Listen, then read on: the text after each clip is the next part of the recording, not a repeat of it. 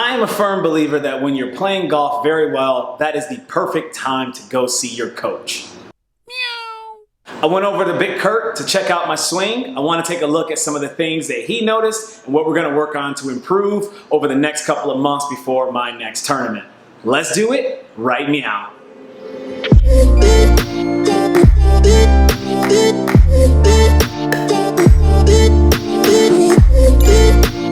Thank you very much for tuning in to my YouTube channel. My name is Kenny. Some of you may know me as Kennie Kat. I am a competitive golfer, and this channel is dedicated to my journey on what it takes to become a better competitive golfer. If this is your first time on my channel, I do release weekly videos every single Friday, so feel free to hit that subscribe button. And if you are a returning subscriber, thank you and welcome back.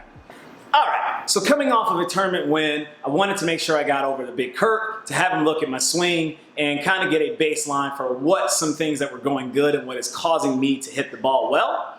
Unfortunately, golf being the game that it is, I am at a current high where I'm at right now, but I do know that there is some troubled waters ahead. And it can't always be sunshine and rainbows. Eventually, some troubled waters are gonna come. So we're gonna make sure that we plan and get a good baseline of what's happening well in my swing, so that way when things start to get a little bit rocky, we have a reference point of where to get back to. Let's take a look at some of the things that BigKurt was talking about in my swing and where I'm gonna look to make improvements over the next coming couple of weeks.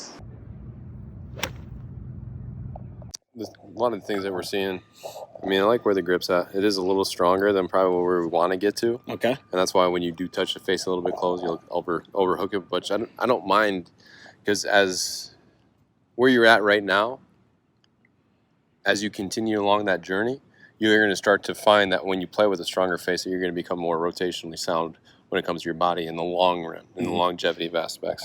In the current, you might see a little bit more flip, a little bit more throw, and that's going to cause that going here. But really what we're seeing is when we go up to the top, we're still seeing that lateral shift in the pelvis, right? So we start to see that pelvis kind of kick more outside the trail leg, and that causes us to kind of extend too much towards the target there, right? So when we go up here and we get up there, and then that pelvis kicks out, and then that's when the hands get thrown, and that's where that overdraw kind of comes in. Okay. Right, so I just stole this from Mr. Blackburn. And this is Xander on the far left. So you can see how much he sits into that right butt cheek in comparison. When you take yours away, you see how yours kind of slides out. Yep. And then your pelvis starts kind of kicking high and away. And you see how it just kind of sits back. Yep. Now watch this transition move. So you kind of dig down left with your pelvis, right? And kind of slide forward, right? So just watch his legs, how he sits more in that leg. See that? Yep. So he sits into that leg. So he works into kind of almost where he's pushing his butt cheek back onto that spot, then sits in his left leg, and then watch how much he can rotate now through. So that's where I think some of the wedge shots are coming in for you, and what you've explained so far. Those pulls is more from your hands throwing because of the pelvis action that happens here, right? So again, kind of as you go up to the top, your pelvis kind of slides away and then raises up. And now from there, it's going to slide forward, and then you just kind of stall out and flip, right? Instead of sitting back into it, sitting into that left leg, and you see how everything just levels out super, super nice. Yeah. Right through here, and now from there he has something that he can push and extend off of, which one of your biggest attributes is your legs. So right now you're not really using them. All right, now that we've taken a look at that video, those are some of the things that Kurt pointed out. I'm just going to go ahead and jump ahead to kind of midway through the lesson where we start to work on some different feels on what I can be doing to better activate my legs and use what is probably my strongest asset, and develop a lot more power in the golf swing. So as Kurt said it, that we can deliver less dynamic loft, get the ball to go a little bit higher, and also get it to spin so I can stop and hold those greens with my iron shots. And just so you can get a visual of the difference in the pelvis. Okay, so we start here, look back, and we go back to this one. So you see the difference in the pelvis. And you actually get shorter, don't you? Right, see how your body gets shorter? Yep. Now from there, so we're going to sit, boom, right, see that sit? Yep. Boom, that lateral little bump. Now from there, we're going to push hard off the ground and turn. Yeah, there we go. That's different. Yep. See how you're digging now? Yep. So now what that's going to do is help to bring more what they call in the world of golf dynamic loft. We're trying to bring that dynamic loft down by kind of getting everything shallow at the bottom, but you're actually going to be a little bit more shaft lean. Yes. Right, which is going to flight the ball a lot lower and create a lot of higher spin rate with your wedges. So that's why this is really important as well, because then you can use the pelvis to rotate out of it. But ultimately, the goal was use my legs to generate more power, deliver a lower dynamic loft or less loft on the club to cause the ball to have a more penetrating flight, and have more spin. So my wedges would be able to be more accurate, be able to hold the greens, and when I'm hitting scoring irons, pitch wedge, 9-iron, 8-iron, and 7-iron into greens, I'd be able to hold a little more of those tougher, harder, firmer greens. Let's take a look at just the body movement. Rotating around my hip and getting this a little bit further back with, you know, what feels like pressure here on my right side. And as we come through transition, really leaning into that left leg and getting all of that energy transferred, all of that weight onto that left leg. Now, the move to me feels very easy and very familiar because it feels just like a squat. And I think it's important to have good expectations when you're trying to even change something very, very slightly. We're not changing a lot, but this is something that I want to really work to ingrain over the next few weeks. And I'm glad that my next tournament isn't until August. So I've got, what is that? 50 days, so that's maybe 6 weeks to really work on this. I'm gonna show you a little bit what my range practice looks like the day after Kurt gives me a lesson like this and how I really take my time and really patient with learning this process. So taking a look here at the video, typically what I'll do is I'll work with, I'll work in repetitions. I'll work with a set of 5 balls. I don't like to hit a lot of balls at the range. I just don't find it helpful. I'd rather go play golf. And even after the lesson, Kurt and I went onto the courses to play, a few rounds or a few holes and incorporate that move. And I saw really good results with a lot of my shots just immediately after having the lesson. But I'll start with just very slow, very slow, methodical, trying to get a real good feel for what the movement that we're working on is, transferring that weight into the left leg.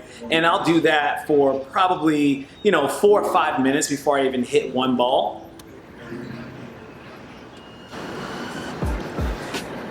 And then obviously I'll pull a ball into place and I'll still move very slowly, very rhythmically, trying to really get a feel, moving really slowly, trying to really get a feel for what my body is doing. Because even though it's just a small adjustment, it still feels a little unnatural to me. And there's a level of discomfort that I just want to make sure that I'm understanding exactly what I'm trying to do. And throughout this process, I'm not really overly concerned about what the ball flight is doing and the contact.